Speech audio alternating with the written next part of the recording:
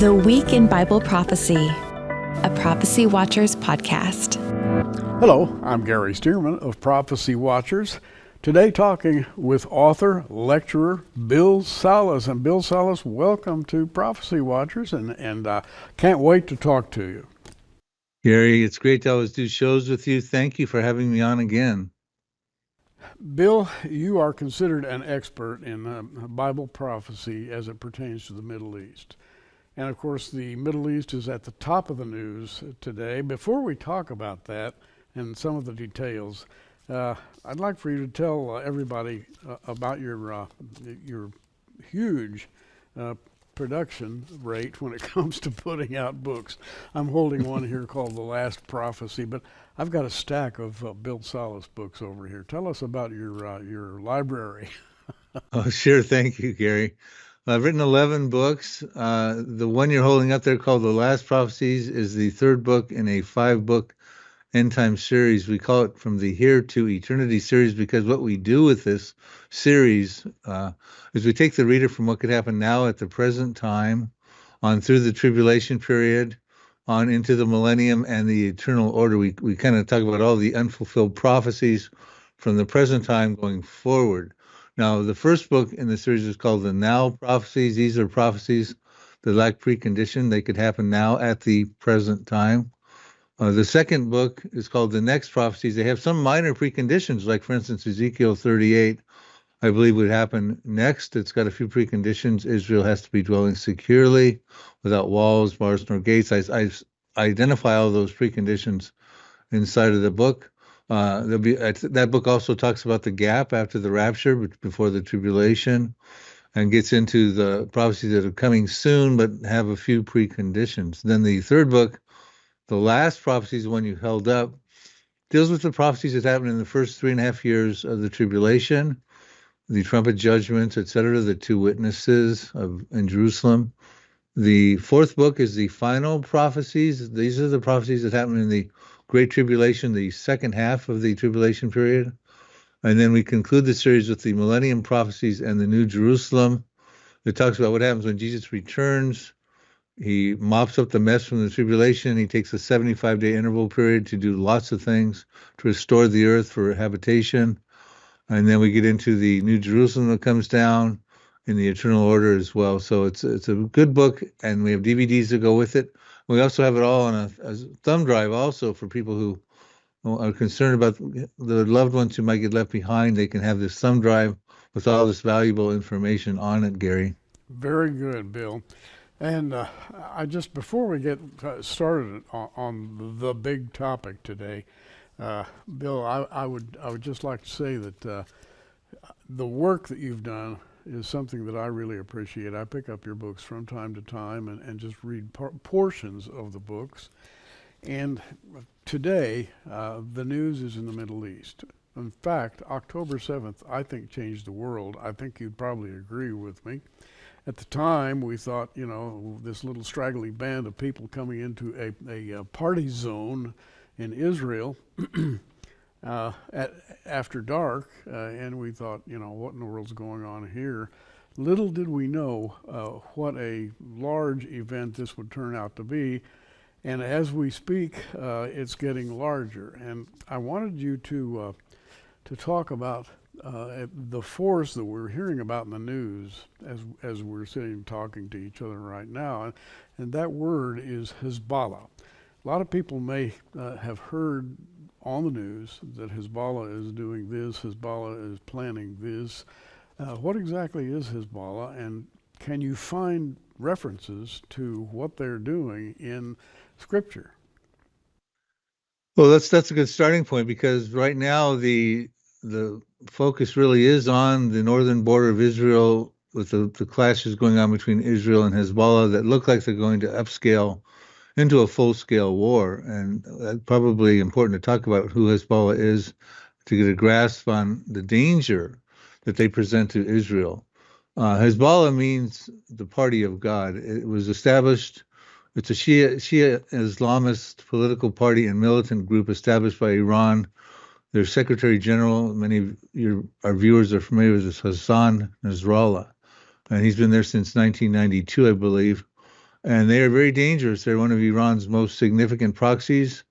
They had a war with Israel in 2006, whereby they lobbed 4,000 missiles into northern Israel for 34 days, causing many Israelis to dwell in bomb shelters in the northern part of Israel for that entire month. And then there was a UN resolution 1701 that came out and said that Hezbollah needs to dismantle their arsenal and stay to the north of what's called the Litani River. And of course, they violated that. And now they have approximately 150,000 missiles pointed at Israel. Some of them are precision guided. They've got a full bank of targets that they're aiming at Israel. Matter of fact, just recently, a few days prior to this show that we're talking about, Hezbollah sent a drone over the Haifa area and had 9 minutes worth of footage that they showed publicly to show Israel that, hey, listen, we can get into your sensitive areas, especially the Haifa area. One of the targets they were looking at was the Raphael military factory there, one of the main concerns of Israel. So Hezbollah is a real serious threat, and they've been lobbing lots of missiles, I think over 5,000 now, into northern Israel. They've got many of the northern Israel towns evacuated. There's roughly about 60 to 80,000 Israelis that have been evacuated and out of their homes for almost 8 to 9 months now. It's a major problem because Israel has to get them back into their homes, but they can't go back into their homes as long as Hezbollah's threat looms large. And now that the talks are, the concerns are, and we can rifle off some headlines here, that this is going to go into a massive war, not just a conflict, a skirmish that's been going on, but a massive conflict that will probably draw in Iran, probably draw in Syria with its chemical weapons, upscale the Houthis attacks. They've got precision-guided missiles also. They're still very active in the Red Sea right now. There's Shiite militias in Iraq. The Hamas, of course, are a proxy of Iran, as well as there are in the West Bank, there are proxies of Iran as well. I've got a quick question. What is the relationship between the people who are running the Gaza operation and Hezbollah? Or are they do they work closely together, or are they two separate groups, widely separated? They're two separate groups. I don't know that I'd say they're widely separated. Hamas is a primarily Palestinian group that governs the Gaza area since I think around 2005. They are Sunni Muslims, but for some reason, because of the common hatred they have with the Shiite group of Hezbollah and Iran, they've embraced Iran as a sponsor for their terrorism. So they have meetings together. They have had many meetings together with Hezbollah and Iran and Syria, Bashar al-Assad. So they're part of Iran's proxy network, but they are distinctly different. And of course, they're taking a shellacking right now with respect to Israel's war with them. But at this point in time, that war now seems to be shifting more toward the north, and Israel's not done with that war. They're still in Rafah, of the southern Gaza area, and they're doing a lot of business there, taking out a lot of terrorists. I think they've killed about 550 to 650 Hamas terrorists in that Rafah area. But now their attention is being shifted to the north, and I think that'll be phase 2 of Iran's plan, a massive war with Hezbollah and Israel. Now, you've written the books that we showed just a minute ago, and written in succession, each one building on the one that went before. And what I'd like to ask you about your books, when you look back to the books you've written, were you spot on, or did you miss in a degree or two, or a degree or three, left or right? And how are things working according to what you've been writing all these years? Well, I'd like to think I was spot on. Of course, a lot of the information prophetically is going to happen even after the rapture of the church, so we won't know that except for what we see from the mezzanine seats in heaven. But a lot of the things in the Now Prophecies book and the Next Prophecies book are stage setting, dealing with the Arab-Israeli conflict in Psalm 83, a lot of the Israeli Defense Forces prophecies.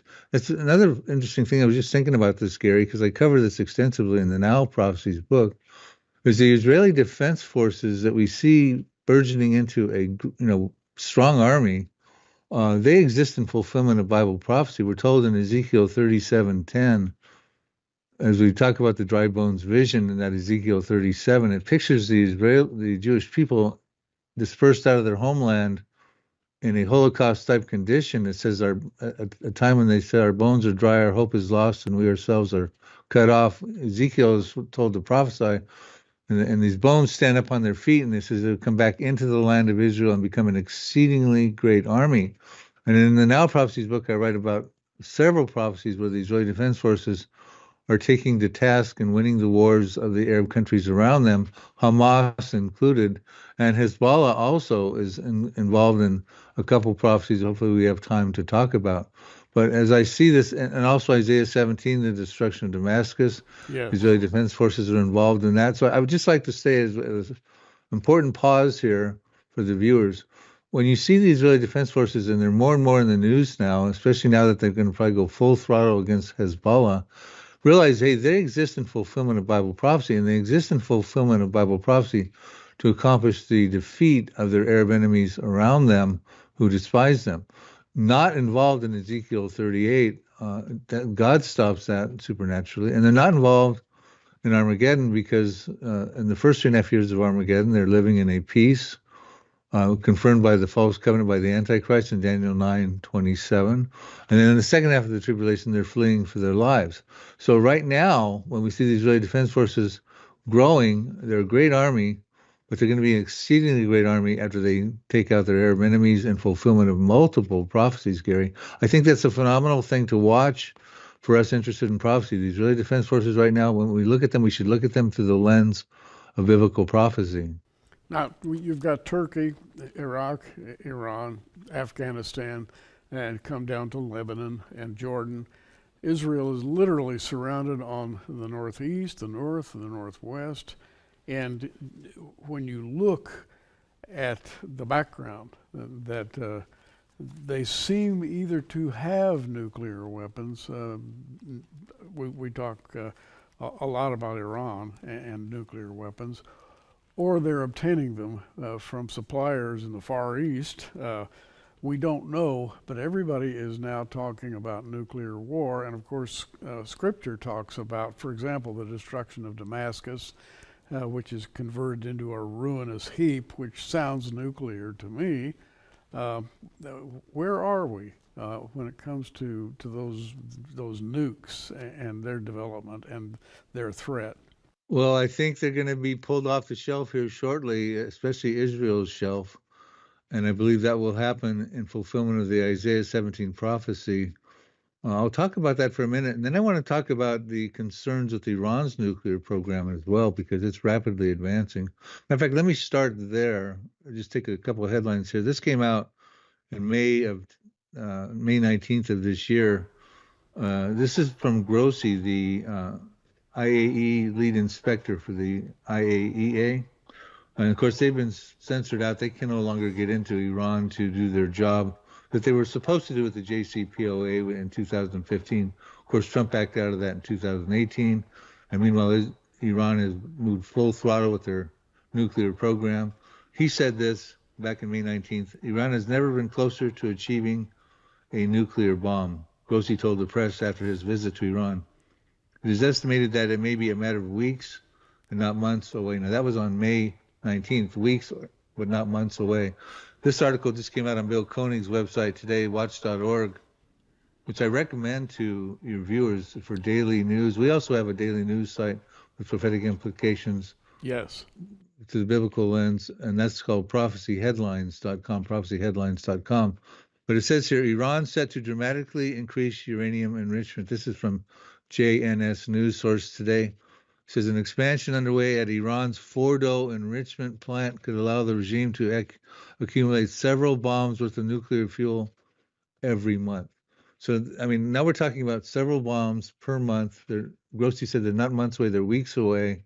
Some of us believe Iran already has explosive-ready nuclear weapons, and it's just a matter of time until they want to put them on their hypersonic missile warheads, which they have. They have a hypersonic missile that travels 5 times the speed of sound. That can carry a nuclear warhead and can get to Israel in 400 seconds, which is 6.66 minutes. So this is a very livid threat and very concerning. As far as the nuclear scenario with Israel, they're worst kept secret is their nuclear program. France helped them establish it after becoming a nation.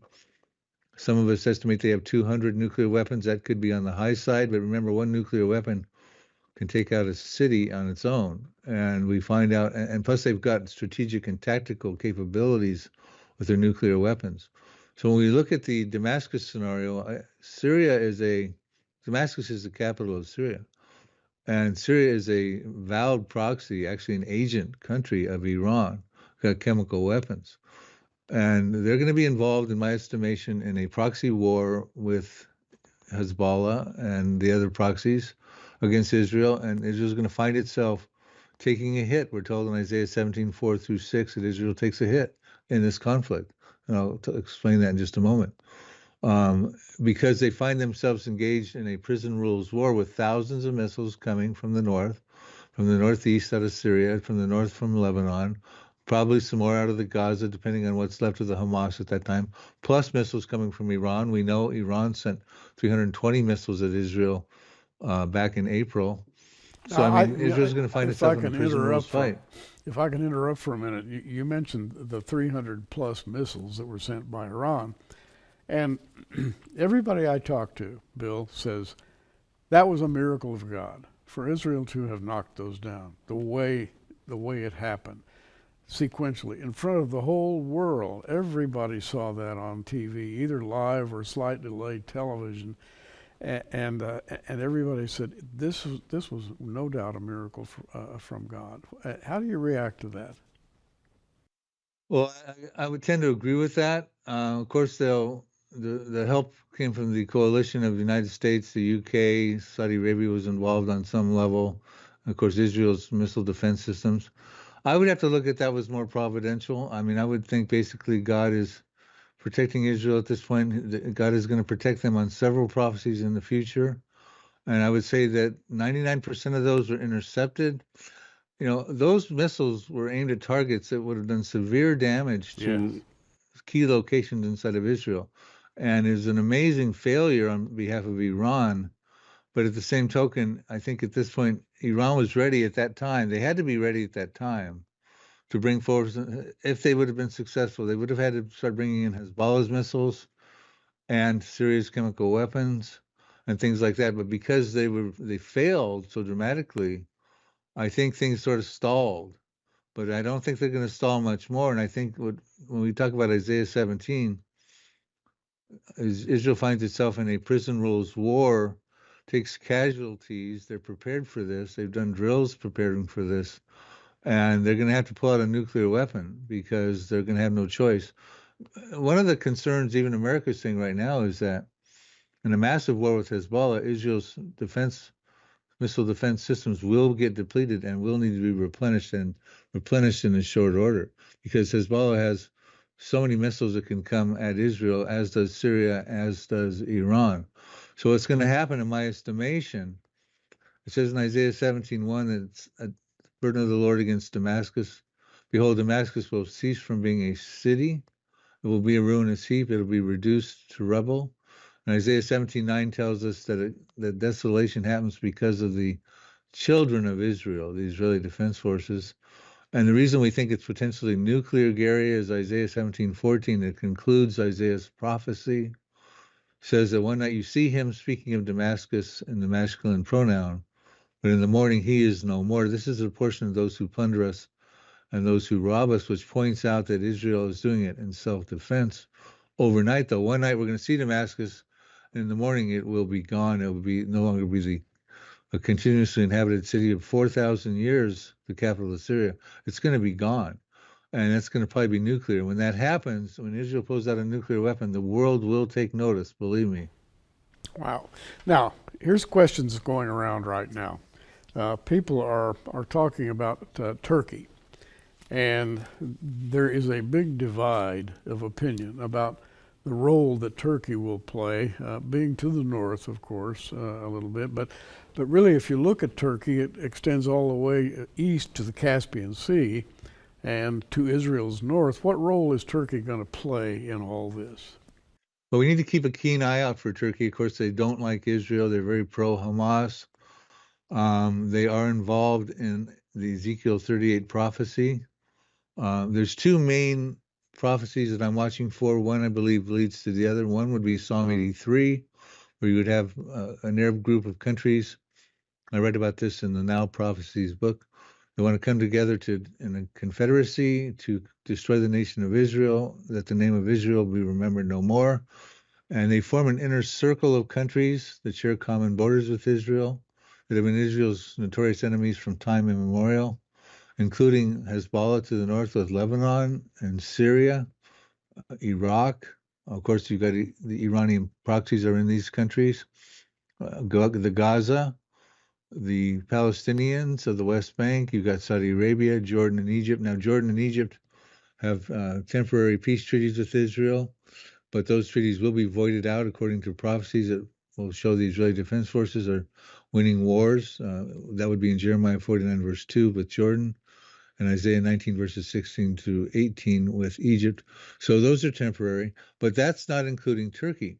That's an inner circle of countries, but the outer ring of countries includes Turkey, and that's Ezekiel 38 prophecy. They don't share common borders with Israel. They're not involved in Psalm 83. They're not listed. Ezekiel is very clear about who is involved in Ezekiel 38, and Turkey's right at the top of the list with Russia under the banner. Turkey's under the banner Meshach and Tubal. Of course, you got Iran as listed there as Persia in Ezekiel 38, verse 5. We also have Ethiopia, Libya, some of the North African countries, some of the breakaway Soviet Union countries, probably some of the Stans, Kazakhstans, etc. That's another different prophecy in itself, and that's a massive prophecy that's stage setting. I put that together in the next prophecies book. Now, another question. You comment, and I've heard you comment on this, that the IDF is at max right now. That they're fighting on several small fronts. But you have mentioned that you think that Hezbollah is going to try to spread the IDF, Israel Defense Forces, so thin that they will not be able to defend themselves. Where do we stand there? Well, I actually wrote an article. Let me get my notes on this. I wrote an article in your Prophecy Watchers magazine. I think it came out in February, if I'm not mistaken, talking about Iran's overall, things to look ahead to in 2024. We also reflected in 2023 in that article.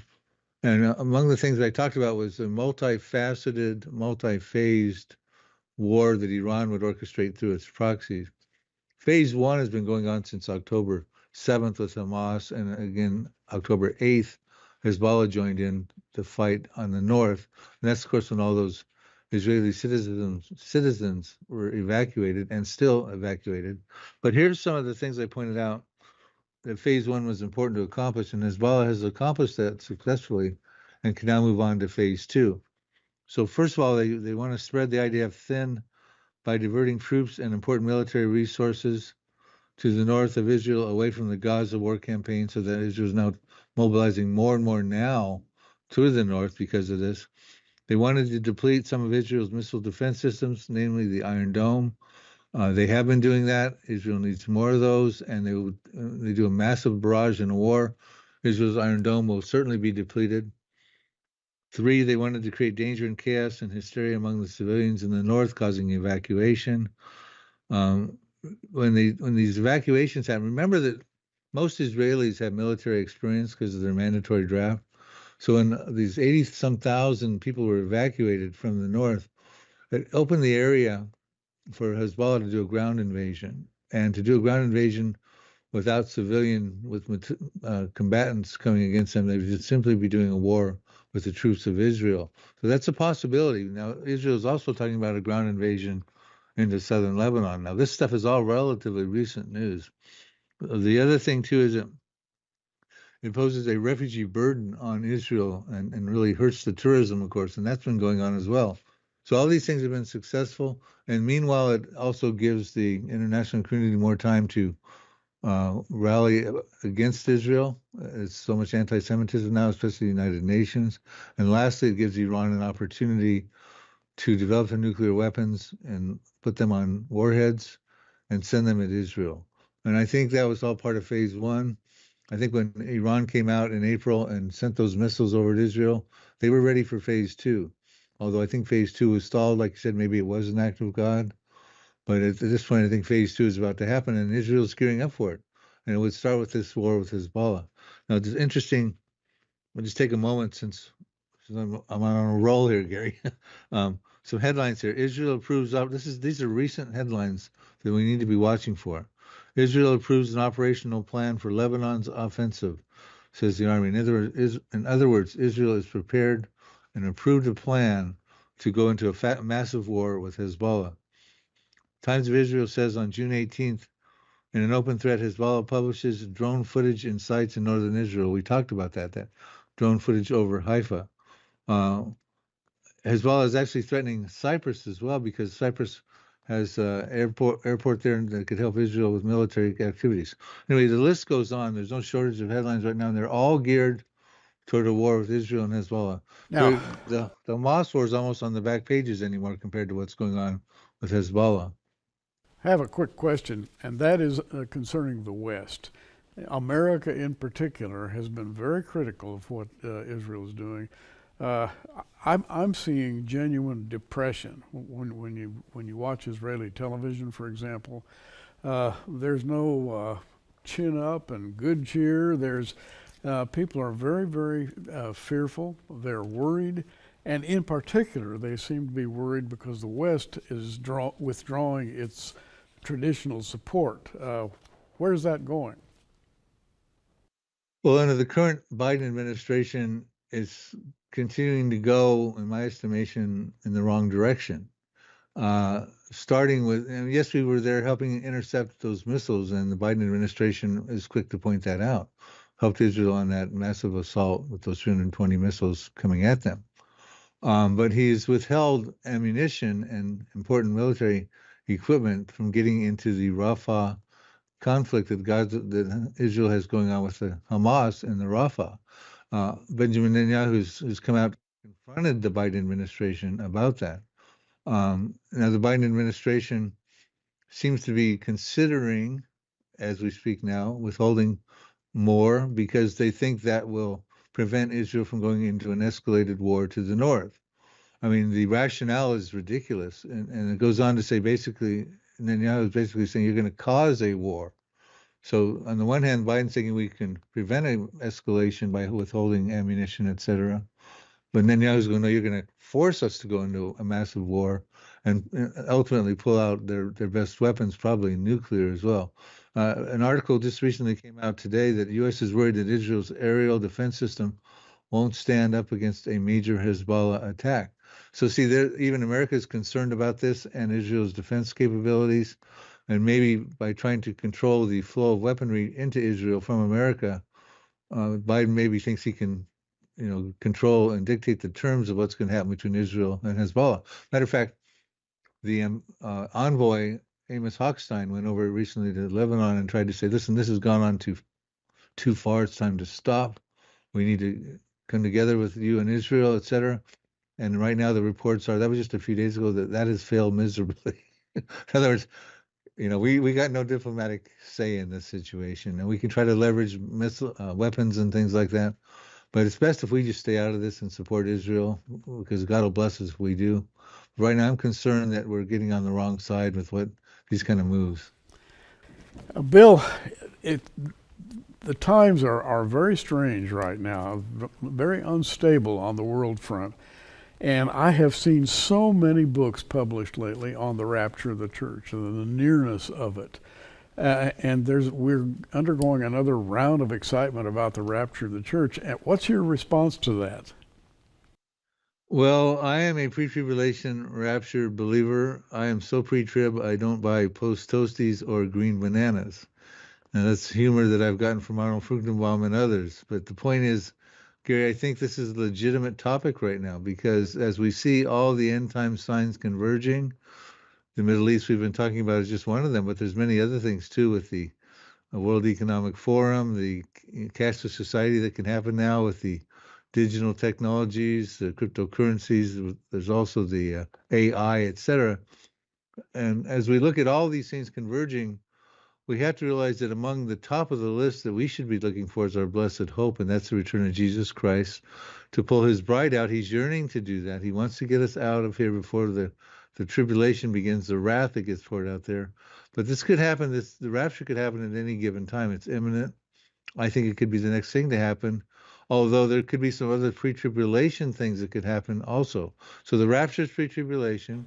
Now, do you believe that some of the events that we see in the Psalms, in Ezekiel, in Daniel, in the minor prophets, do you believe that the things that seem to be unfolding in the Middle East right now have any bearing on the near approach of the rapture? Well, I do. I don't see those things. For instance, Psalm 83, the Arab-Israeli conflict. I don't see Ezekiel 38, the Gog and Magog invasion, as dealing with the wrath of God that we need to be spared from, which we're promised to be delivered from that, of course, in multiple places. But I do see them as signposts that we're getting near to the end times of the tribulation period. So I think Psalm 83, I'm going to give you, your viewers, my sequence of what I think could happen.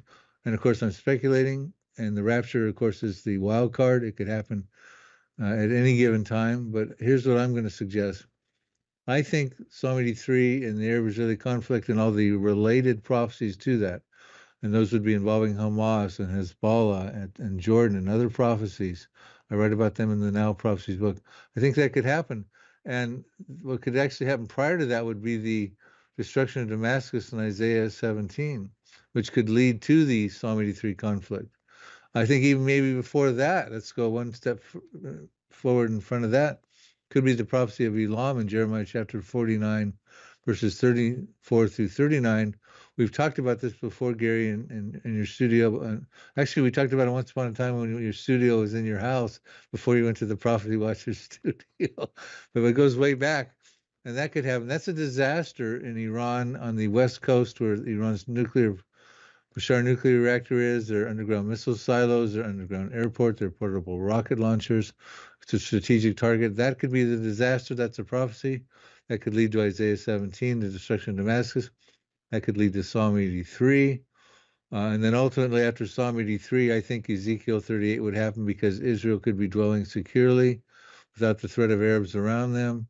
And that's a prerequisite of Ezekiel 38. Now, I think all these are pre-tribulational events, including the rapture. Now, where would the rapture fall in? In my estimation, I hope it's next, but I would tell you honestly, it very well could be, I think, between Psalm 83 and Ezekiel 38. But again, I'm just guessing at that, of course. Well, I think it's very interesting that Vladimir Putin is in this mix. And the word is that Vladimir Putin does not want to get involved in an atomic war. Now, whether that's true or not, but that's the speculation that you hear on the news. And the pundits are all saying they don't believe Russia is going to get involved right now. What do you think? Well, I think Russia, when you say get involved right now, clarify that. You mean involved in the Middle East, per se, and what's going on right now? Is that what you're talking about? Yes. Okay. I think they are going to be careful. They're going to get their feet in there as much as they can. They've got missile defense systems already set up in places like Syria and with Hezbollah and of course Iran. But I think they're also got to be careful because they don't want to spread themselves too thin. They've already got the West barreling down on them in the Ukraine situation. They're concerned about that. That isn't going real well for them. It's been going on for a long time now. I think when you look at Russia and Ezekiel 38, which is sort of the leader of that belligerent coalition, as most of us would teach, what kind of Russia are we looking at there? I mean, why do they need so many big friends to form this massive coalition to go against a little tiny Israel that's about the size of New Jersey? You're talking about if this was to happen today, and I don't think it's quite ready to happen today, about 2.5 million troops assembled by the coalition of Russia, Turkey, Iran, and the rest of them, coming against about 176,000 or so Israeli soldiers. So it's just such a David and Goliath scenario. But I think Israel at the time when this happens, and Russia at the time when this happens, you had a couple different things in play. First of all, the Israel of today is not going to be the Israel at that time. They're going to be stronger. Their exceedingly great army will be shown itself. They will have taken out the Arab threat around them, Hezbollah, Hamas, etc.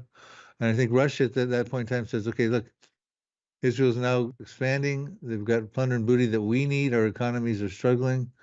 let's come together. And a lot of those countries, by the way, in Ezekiel 38 are Muslim. So Russia will feed off of that. They'll put together this coalition.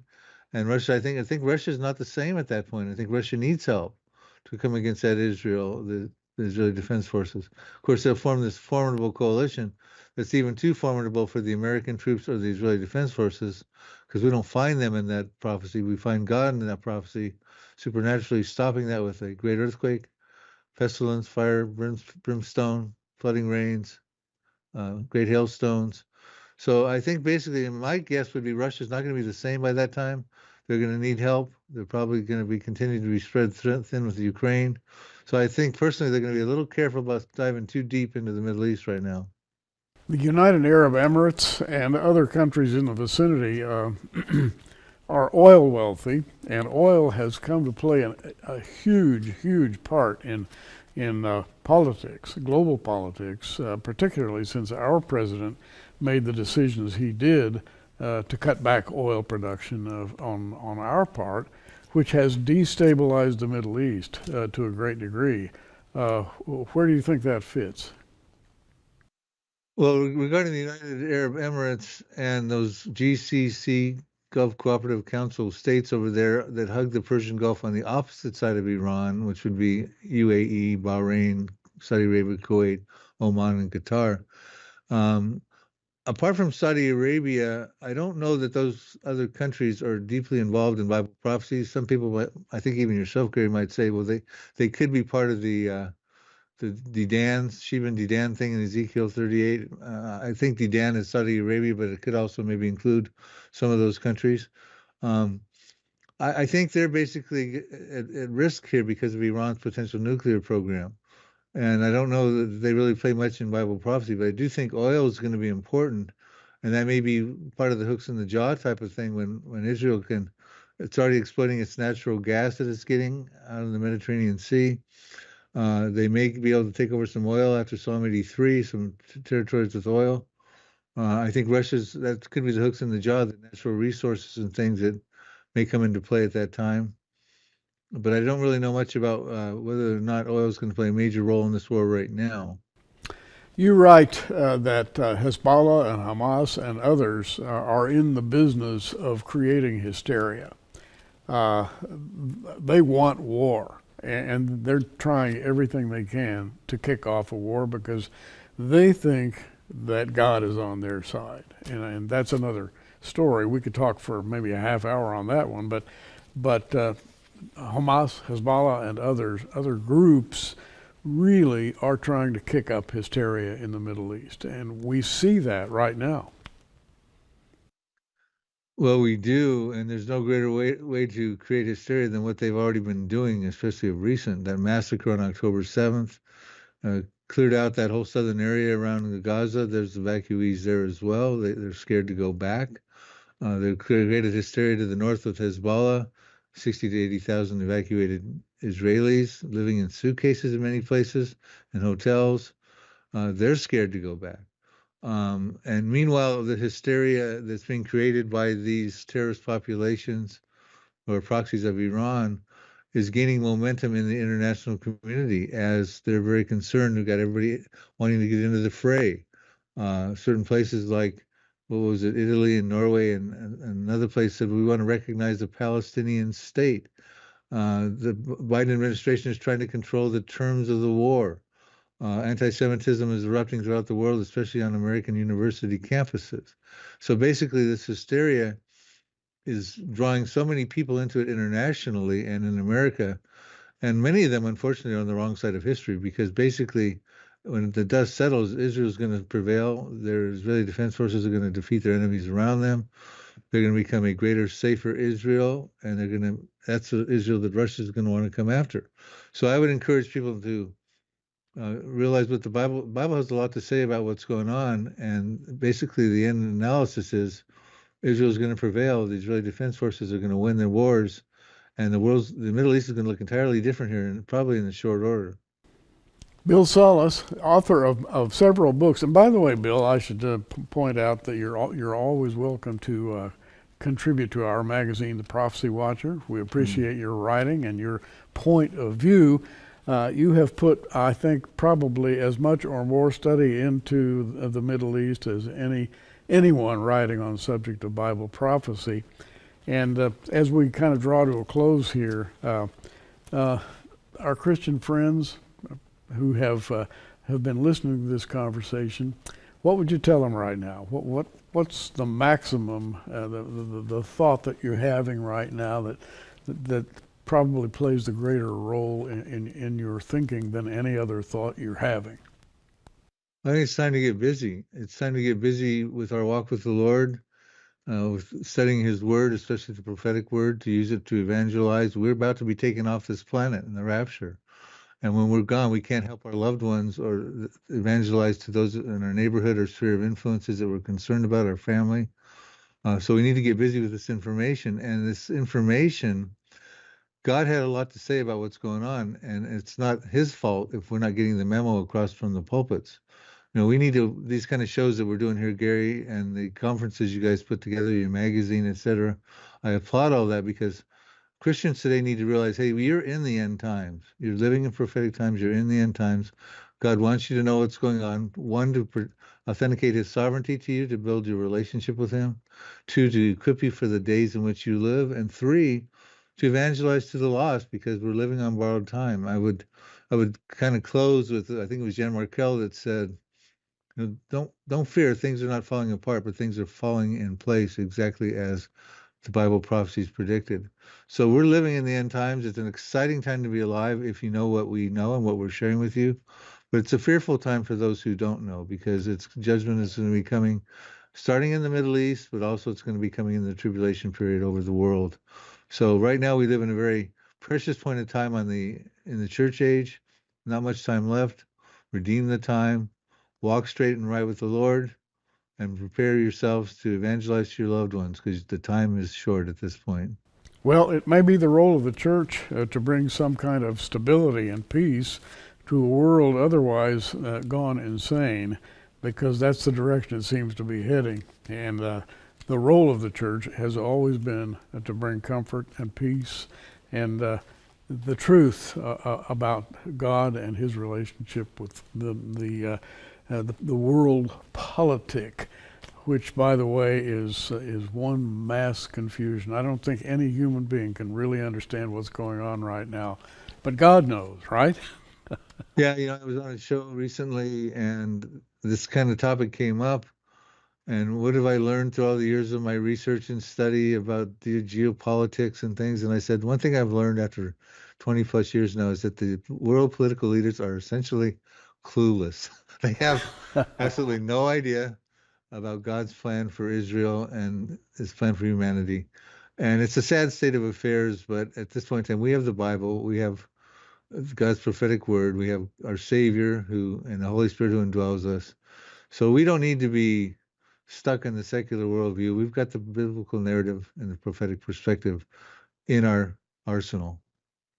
Bill, may the Lord bless your work, and we'll talk again soon. And we appreciate you.